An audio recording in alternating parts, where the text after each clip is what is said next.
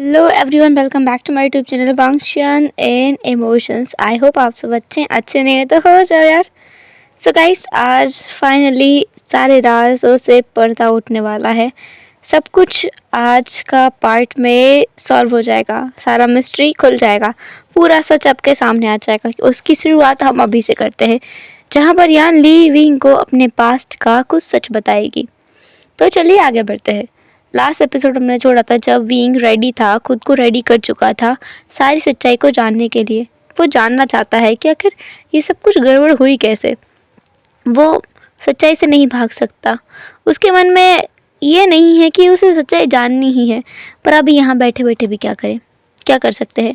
तो कुछ जान ही ले यानली से, उसके उसके जन्म के बारे में, उसके उसके फादर सचैन के बारे में कुछ जान ले तो ज़्यादा अच्छा है, क्योंकि यहाँ बैठे बैठे तो वो क्या ही करेगा। हम अब देखते हैं वांग जी का सीन। वांग जी जो कि सोच रहा है, जो इस बूढ़े इंसान ने उसे बताया उसके बारे में। अब हम दोनों का स्टोरी देखेंगे। वांग जी के दिमाग में भी वही चल रहा है जो अभी यान ली विंग को बताएगी। यान ली विंग को बताती है आज से 20 साल पहले, जब यान ली यंग एज में थी। यान ली बहुत ज़्यादा खूबसूरत थी और उसे एक लड़के से प्यार भी था। उस लड़की को भी यान ली बहुत पसंद थी। बस फ़र्क इस बात का था कि वो दोनों वेल्दी फैमिली से ही बिलोंग करते थे। बस मुसीबत इस बात की थी कि जो लड़का था, उसकी फैमिली की रेपुटेशन सोसाइटी में बिल्कुल भी अच्छी नहीं थी। उसके फादर एक बैड कैरेक्टर के रूप में जाने जाते थे। जिन गुआंगशान, जिसको हर कोई ये कह के बुलाता है कि ये एक राक्षस जैसा है, क्योंकि ये इंसान कभी किसी की फीलिंग्स के बारे में ना सोच सकता है ना समझ सकता है। इसे किसी की नहीं पड़ी है। ये अपनी वाइफ का नहीं हुआ तो किसी और का क्या ही होगा। सब लोग उसके बेटों को भी उसकी तरह ही समझते हैं। इसमें सबसे बड़ा हाथ है जिन जुशन का। जिन जुशन जो खुद अपने पिता की तरह एकदम अय्याश इंसान है, पर उसका बड़ा भाई और जिन गुआंगशान का बड़ा बेटा जिन जिशुआन, जो कि बिल्कुल भी इस तरीके का इंसान नहीं है। वो एक काइंड हार्टेड इंसान है और वो one woman for life time में बिलीव करता है। उसे यानली पसंद है अपने कॉलेज लाइफ से ही। वो दोनों गहरे प्यार में है। और जिन जिशुआन, जिसने अपनी फैमिली में बोल रखा है कि वो अपना घर छोड़ देगा पर यानली को नहीं छोड़ेगा। जिन गुआंगशान, जिसे कोई फ़र्क ही नहीं पड़ता कि जिन जिशुआन किसी को भी चूज़ करे, उसके लिए तो अच्छा ही है, क्योंकि ये लड़का उसके ऊपर तो बिल्कुल भी नहीं गया। इसके लिए वो चिंता में रहता था कि पता नहीं जिन जिशुआन का क्या होगा, वो किस लड़की को पसंद करेगा भी या नहीं, कभी किसी से शादी करेगा भी या नहीं, उसका नाम आगे बढ़ेगा भी नहीं, उसका बेटा होगा भी या नहीं। इस बारे में वो सोचता रहता था।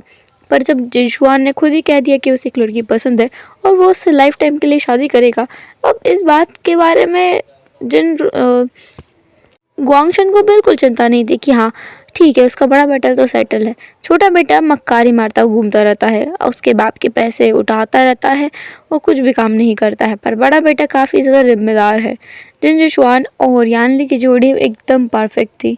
जिन जिशुआन यानली की फैमिली को बिल्कुल पसंद नहीं था, मतलब एक आँख नहीं बहाता था, क्योंकि वो जिस फैमिली से बिलोंग करता था उसकी फैमिली पर यानली की मदर मैडम यू, उसके फादर जियांग जियांग फैमिया को तो बिल्कुल भी भरोसा नहीं है जिन जिशुआन पर। उसे लगता है कि जिस तरीके से जिन रूहान ने स्टार्टिंग में उसकी वाइफ से शादी की और फिर बाद में उसके वादों से वो मुकर गया, उसी तरीके से जिशुआन भी अपने वादों से मुकर जाएगा और यान ली को धोखा ज़रूर देगा। यान ली उस समय अपने कॉलेज में बस आई ही थी। उसका कॉलेज ईयर स्टार्ट हुए थे। उसे चिंता नहीं थी फ्यूचर की, क्योंकि उसे लगता था कि वो और जिशुआन हर एक मुसीबत का सामना मिलकर कर लेंगे। उनके लिए कोई भी चीज़ ऐसी नहीं है जो जो परेशानी खड़ी कर सके। सारी चीज़ें बिल्कुल आसान रहेंगी। यान ली की ये सोच बिल्कुल सही भी थी, क्योंकि जिशुआन भी यही सोचता था। उसने अपने लिए कुछ चीज़ें करके रखी थी। वो एक अच्छी जॉब ढूंढ रहा था। उसने सोच लिया था कि यान ली को वो अपने फैमिली में लेकर नहीं जाएगा, जहाँ पर उसका भाई एक नंबर का याश है, जो लड़कीबाज है, हमेशा किसी न किसी को छेड़ता ही रहता है। क्या पता उसकी बीवी पर भी उसकी नज़र पड़ जाए। इसलिए जिशवान ने सोचा था कि वो यान ली को वहाँ नहीं रखेगा। यान ली भी इस बात से एग्री कर गई थी, क्योंकि यान ली को भी जिशवान की फैमिली ज़्यादा कुछ खास पसंद नहीं थी, उसे वो समझ भी नहीं आती थी। ऐसा नहीं है कि वो उनको डिसरिस्पेक्ट करती थी, वो उनकी रिस्पेक्ट बहुत करती थी, पर यान ली को उनमें से कोई भी एक व्यक्ति पसंद नहीं था। यान ली अब इस बात के लिए कुछ भी नहीं कर सकती, क्योंकि वो एक मॉडल फैमिली में जन्मी है, पड़ी बड़ी है, उसे वैसे ही लोग पसंद है। जिशवान जो कि यान ली के साथ घूमता था, उसके साथ बातें करता था, वो लोग एक साथ रहने भी लगे थे। यान ली अपनी फैमिली से लड़ झगड़ कर जिशवान के पास आई थी, वो उसके साथ रहने लगी थी। वो दोनों लिविंग में रह रहे थे और काफ़ी अच्छा समय गुजार रहे थे। पर ये सब कुछ ज़्यादा टाइम तक टिका नहीं, क्योंकि इतने लोगों की बद्दुआ लेकर कोई रिश्ता कैसे टिक सकता है, जहाँ पर जिन रूहान इस बात के लिए बद्दुआ देता रहता है क्योंकि यान ली ने उसके बेटे को उससे दूर कर दिया। दूसरी तरफ यान ली की फैमिली इस बात के लिए उन दोनों को बद्दुआ देती है कि यान ली उनकी मर्ज़ी के खिलाफ़ जा रही है, और दूसरी बात वो उनके साथ नहीं रह रही है। तो इतनी सारी बद्दुआएं लेकर के कौन सा रिश्ता है जो इतने लंबे समय तक टिक सकता है। वो तो इन दोनों का प्यार था जो अब तक चलता रहा।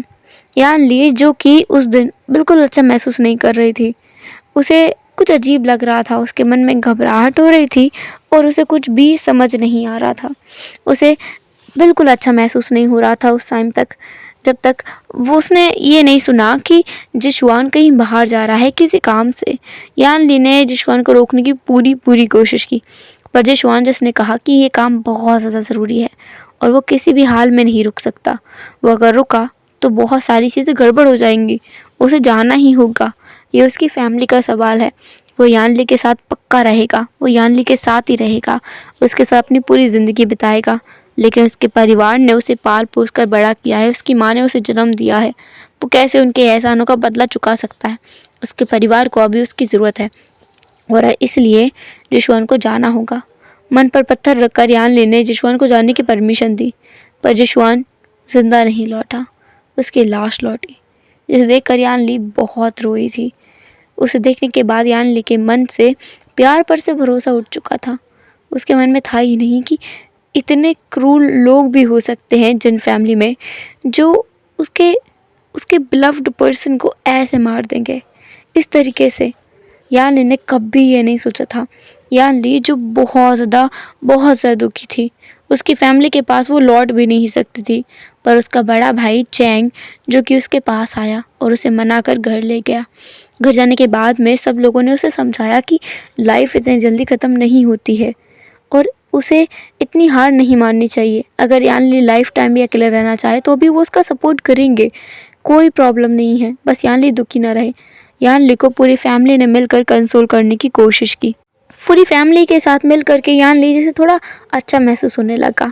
2 दिन बाद उसे एक और खबर मिली कि जिन जुश्न की भी डेथ हो चुकी है। उसे समझ नहीं आया कि ये फैमिली कैसी है। इस फैमिली ने खुद ही अपने हाथों से अपने दोनों बेटों को मार डाला। ये फैमिली चाहती क्या है।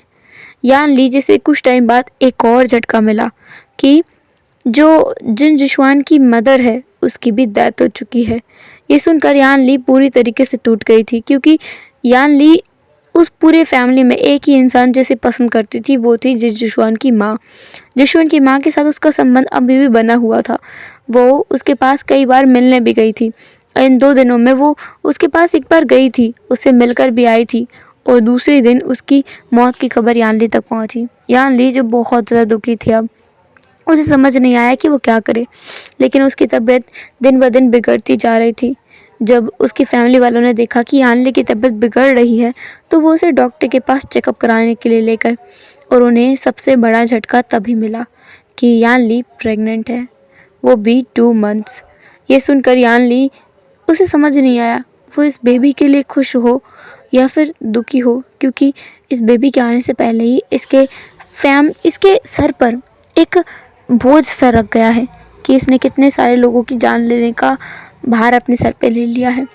इसके फादर को वो देख नहीं पाएगा, बिना पिता के बच्चा कैसे जिएगा। दूसरी बात, यानली खुश भी थी क्योंकि यानली के मन में यह था कि ये उसके प्यार की आखिरी निशानी है जिसे वो हमेशा संभाल कर रखेगी। दूसरी तरफ जियांग फैमिली में हड़कंप मच चुका था। उनके दिमाग में ये था कि बिन बिहाई माँ उनकी बेटी कैसे बन सकती है, वो भी उस फैमिली का बच्चा वो कैरी कर रही है जिसके सारे लोग एक करके मारे जा रहे हैं। और पता भी नहीं है कि ये फैमिली किस तरह की है, जहाँ पर वो जानते हैं कि जो जिन गुआंगशान है वो बिल्कुल भी अच्छा इंसान नहीं है। उन्हें लगता है कि जिन रूहान ने ही उसके पूरी फैमिली को मारा है। उन्हें लगता है कि कुछ तो गड़बड़ है, उस फैमिली में ही कुछ न कुछ खिचड़ी पक रही है। यान ली को भी बिल्कुल ऐसा ही लगता है, वो बिल्कुल ऐसा ही मानती है। यान ली भी डरी हुई है। यान ली जो अपनी फैमिली से बोल रही थी कि वो ये बच्चा नहीं गिराएगी, वो इस बच्चे को अपने साथ रखना चाहती है, लेकिन वो उस फैमिली को बताएगी भी नहीं।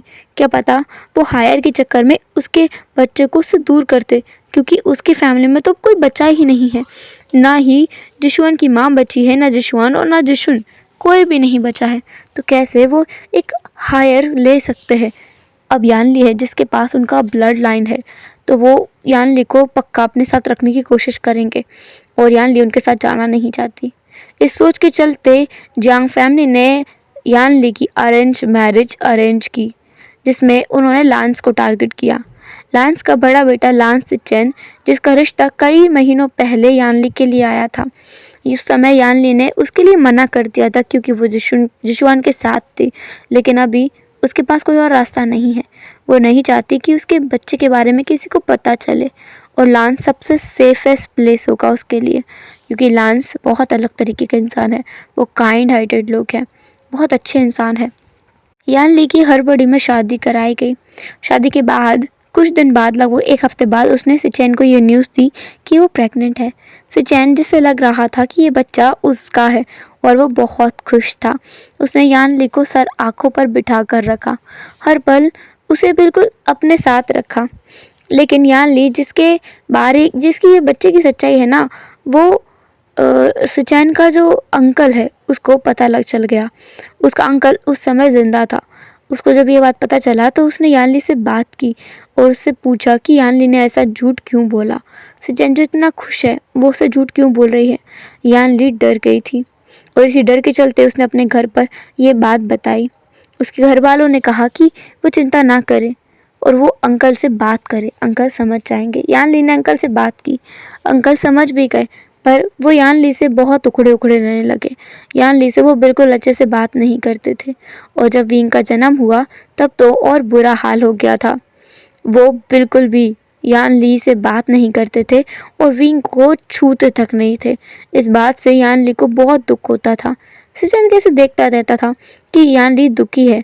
यानली रात में रोती भी है, ये जानकर कि ये जो सिचन का फैमिली है उसमें से बस वांग जी है जिसने विंग को और यानली को अपनाया है, और कोई नहीं है जिसने उन दोनों को एक्सेप्ट किया हो।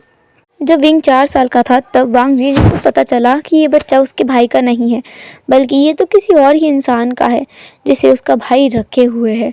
ये जानकर वांग जी भी यानली से बहुत दूर रहने लगा। उसका अपने भाई से झगड़ा भी होने लगा। सिचेन, जो कि हमेशा विंग को डिफेंड करने की कोशिश करता था, हमेशा यानली को डिफेंड करने की कोशिश करता था, इस चक्कर में उसका झगड़ा होने लगा था।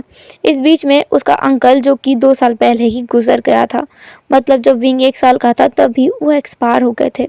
उसके बाद से उनकी फैमिली की सिचुएशन और ज़्यादा वर्स हो गई थी। जब विंग 5 साल का था तब विंग को वांग जी के साथ उन्होंने स्कूल भेजा था। वांग जी जो विंग को स्कूल छोड़कर तो आया था, लेकिन उन्हें पता चला कि विंग वहाँ है ही नहीं, वहाँ से वो गायब हो चुका था।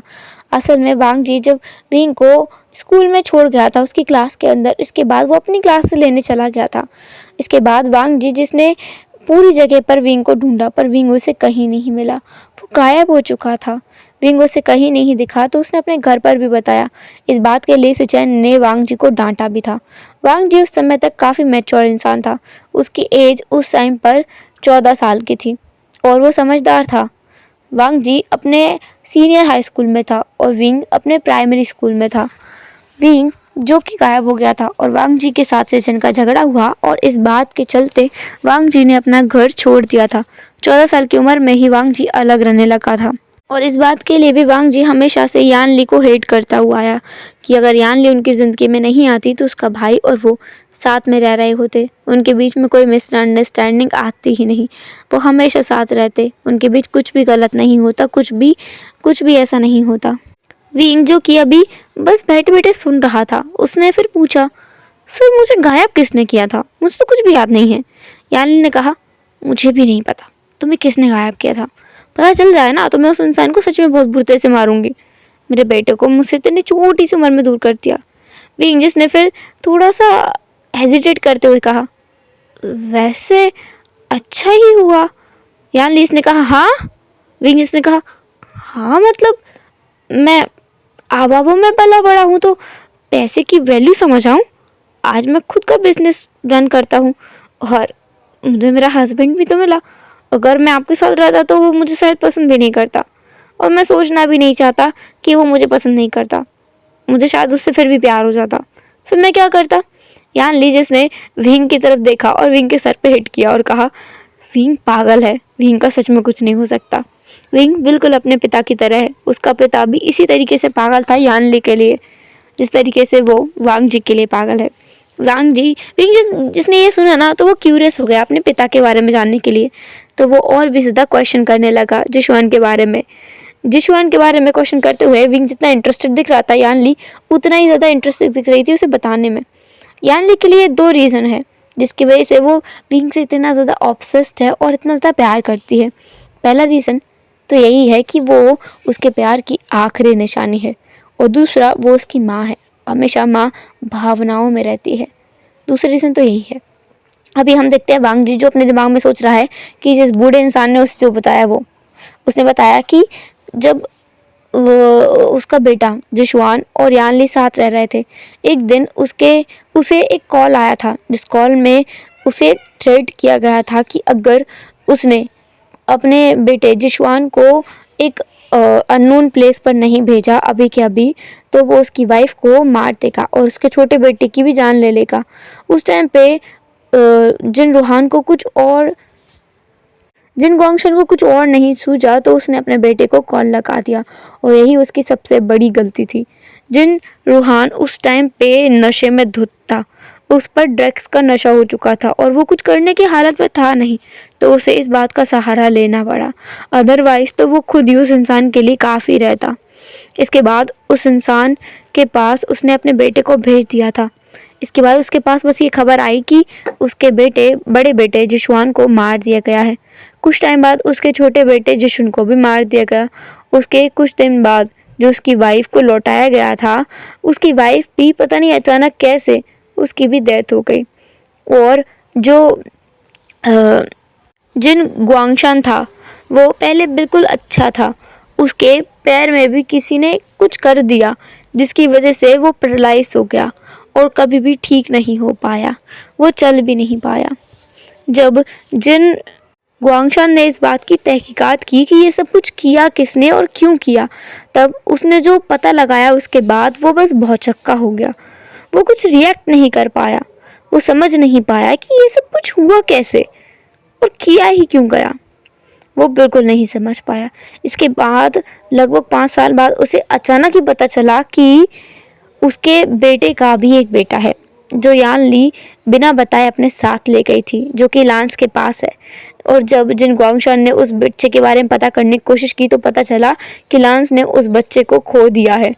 तब उसे ये बात बहुत गुस्से में आई थी। उसे बहुत ज़्यादा गुस्सा आया था इस बात पर कि यान ली किस तरह की लापरवाह माँ है जिसने अपने बेटे को खो दिया है।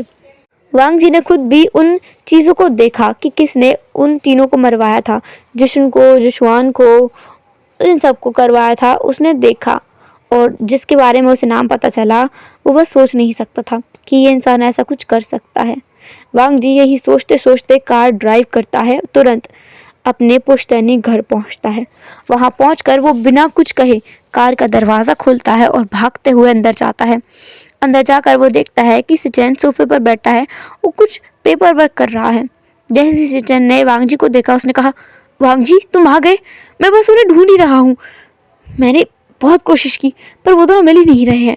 वांग जी जो अपने भाई के पास आया और उसकी कॉलर को पकड़ लिया और कहा, गाह मैं आपसे रिक्वेस्ट कर रहा हूँ, वीन कहाँ है, बता दीजिए। सिचेंजिस ने अपने कॉलर को छुड़ाया और कहा, वांग जी, ये कोई तरीका है अपने बड़े भाई से बात करने का? तुम क्या बोल रहे हो? और तुम मुझसे कैसे पूछ सकते हो कि विंग कहाँ है? मैं खुद उसे ढूंढ रहा हूँ, मैं खुद यानली के लिए परेशान हूँ। यानली कहाँ है, विंग कहाँ है? तुम्हें दिख नहीं रही मेरी हालत भी कितनी खराब है? वांग जी, जिसने कुछ नहीं कहा, पीछे से मेंग्याओ जो व्हील चेयर खींचते हुए जिन गोंगशान को लेकर आया, जिसे देखकर सिचेंजिस का फेस पीला पड़ गया। उसने पीछे उंगली करते हुए कहा, ये कहाँ मिला तुम्हें? हाँ, इसने क्या कहा मेरे बारे में? वांग जी, मेरी बात सुनो वांग जी, इसने जो भी कहा है झूठ कहा है। मैंने कुछ भी नहीं किया है, मैंने किसी को नहीं मारा है। तुम मेरा विश्वास करो वांग जी, मैंने कुछ नहीं किया है, मैं तुम्हारा बड़ा भाई हूँ। वांग जी जो तुरंत ही सोफे पर गिर गया, क्योंकि उसे जो भी उसने सुना उस पर यकीन नहीं हुआ। वांग जी ने कहा, मैंने तो कहा ही नहीं कि आपने किसी को मारा, फिर आप सफाई क्यों दे रहे हो? सिचेन जो अब और भी ज्यादा शॉक में आ गए थे, उनका चेहरा नीला पड़ चुका था। सिचेन जो अपने घुटनों के बल बैठ गए, वो घुटनों के बल खिसकते हुए वांग जी के पास आए। उन्होंने वांग जी के हाथों को पकड़ा और कहा, वांग जी, मैंने सच में किसी का कुछ नहीं बिगाड़ा है, और तुम मेरा यकीन मानो, मैंने उस लड़के का कुछ भी नहीं किया है। क्या नाम है उसका? विंग। मैंने उसे बिल्कुल नहीं मारा है, वो बिल्कुल सही है, बिल्कुल सही सलामत है। मैंने उसे खाना भी दिया है, मैंने उसे अच्छी जगह पे रखा है। मैं सच कह रहा हूँ वांग जी। वांग जी जिसे बस हैरानी हो रही थी, उसका भाई क्या सच में साइको है या पागल है, या क्या कहे वो अपने भाई को? वांग जी जिसने पूछा, क्यों आपने ऐसा क्यों किया होगा? क्यों आपने ऐसा क्यों किया? सिचेन जिसने अपने आसपास देखा और उसे बहुत गुस्सा आया। उसने वांग जी के कॉलर को पकड़ा और उसे हिलाते हुए झंझोड़ते हुए कहा, क्या क्यों किया? मैं प्यार करता हूँ उससे, पागल। अगर तुम्हें विंग के लिए कुछ करना पड़े तो तुम क्यों नहीं करोगे ना? मैंने भी वही किया। मैं पसंद करता हूँ यानली को, मैं प्यार करता हूँ उससे, इसलिए मैंने ये सब कुछ किया। वांग जी रो रहा था, वो लिटरली बहुत फूट फूट के रोने लगा था, क्योंकि वो जो नहीं सुनना चाहता है सिचन वही बोल रहा है। वांग जी इसने कहा, कब बोल दो ये सब झूठ है, आपने कुछ नहीं किया, आपने किसी को नहीं मारा है। कब बोल दो एक बार कि विंग को आपने किडनैप नहीं किया है।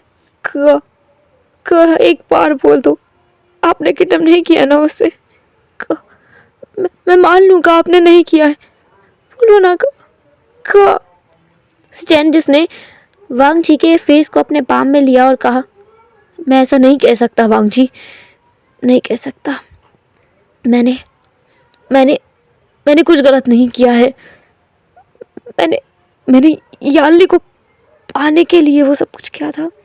हम यहाँ से अब 20 साल पहले का सीन देखते हैं, जब सिचेन जिन्होंने पहली बार यानली को देखा था, तो उसे देखते ही ना सिचेन को यानली पसंद आ गई थी, और इसलिए उन्होंने यानली के लिए रिश्ता भेजा। लेकिन यानली ने मना कर दिया, और सिचेन ने जब वजह का पता लगाया तो उन्हें पता चला कि यानली असल में एक लड़के को पसंद करती है और वो उसके साथ रहने के बारे में सोच रही है। सिचेन ने जब उस लड़के के बैकग्राउंड के बारे में पता किया तो उन्हें पता चला कि वो कौन है।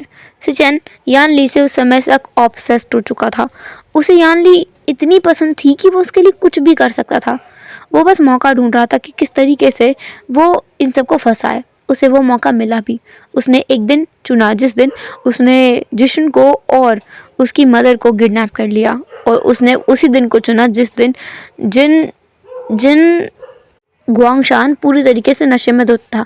उसे पता था कि अब गुआंगशान कुछ नहीं कर सकता, उसे अपने बेटे को भेजना ही पड़ेगा, और वही उसने किया।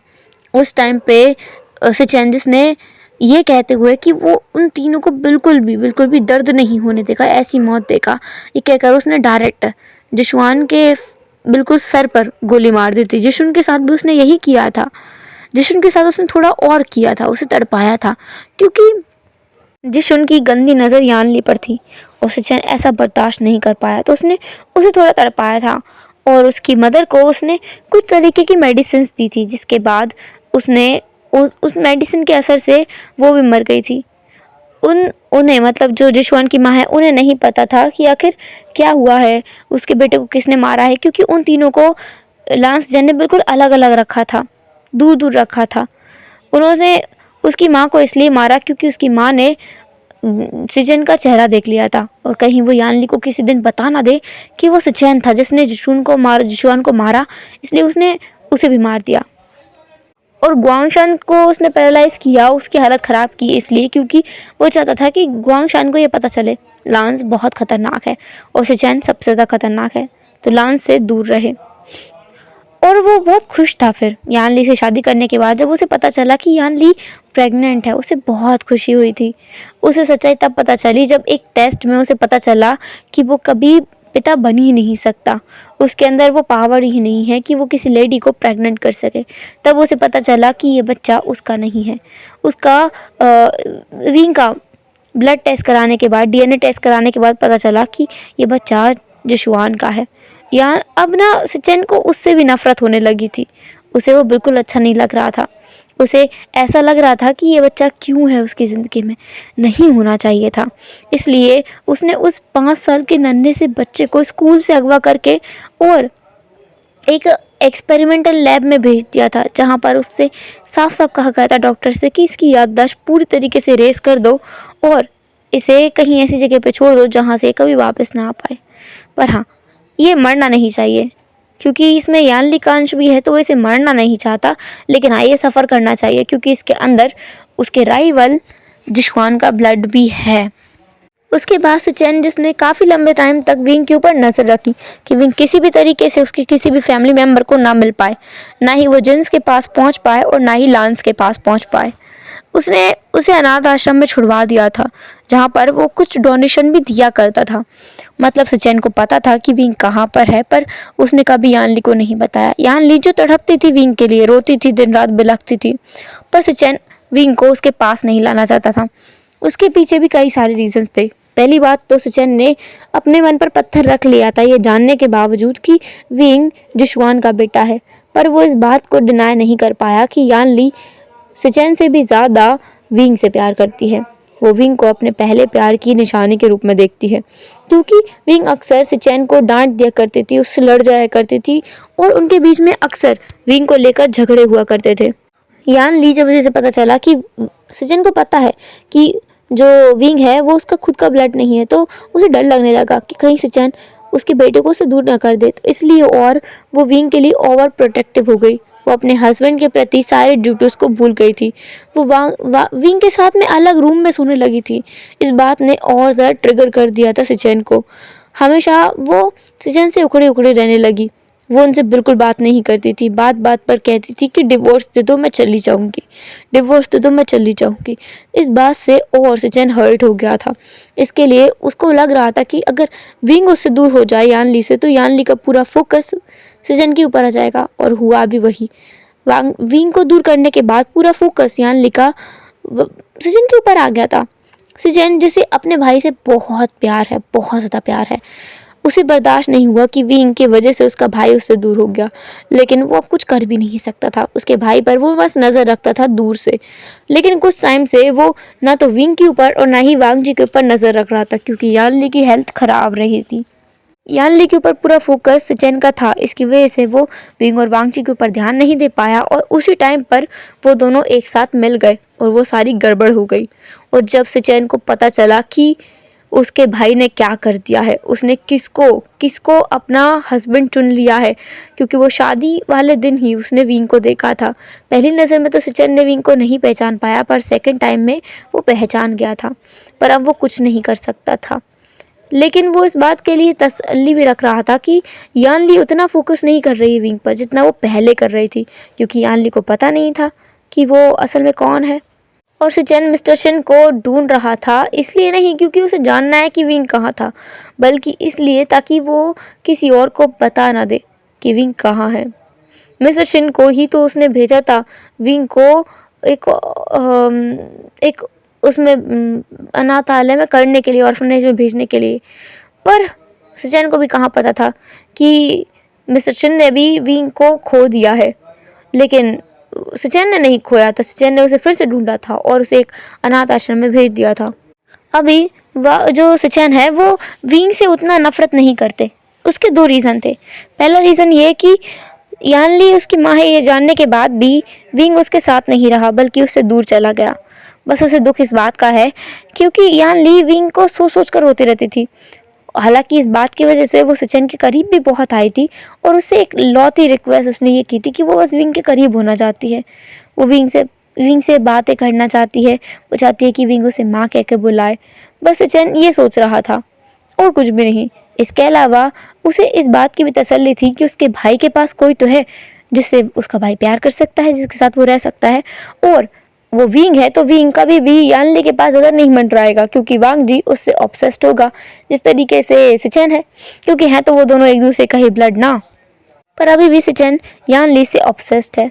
अभी उसने खुद ही विंग का किडनैप करवाया था और यानली को भी उसने ही अपने कमरे से उठाया था। उसने पहले तो नींद की दवा खिलाई, उसके बाद में उसे उठाकर उस जगह पर पहुंचा दिया, पहली जगह पर, वहाँ जहाँ पर वो दोनों थोड़ा डर जाएं। उन दोनों को लगने लगे कि हाँ इस व्यक्ति बहुत खतरनाक है तो उन्हें भागने की कोशिश नहीं करनी है। और दूसरी बार उन दोनों को बेहोश करके सिचन ने उन दोनों को कंफर्टेबल जगह पर पहुंचा दिया था, क्योंकि जब सिचन वहाँ गया था तो उसने अपने लोगों को बहुत ज़ोर से डांटा था और एक व्यक्ति को तो उसके पैर में गोली मारती थी, क्योंकि उन लोगों ने किस जगह पर यानली को रखा है ये देखकर उसे गुस्सा आया। विंग के लिए भी वो कंसर्न फील कर रहा था क्योंकि विंग उसके भाई का स्पाउस है, इसलिए।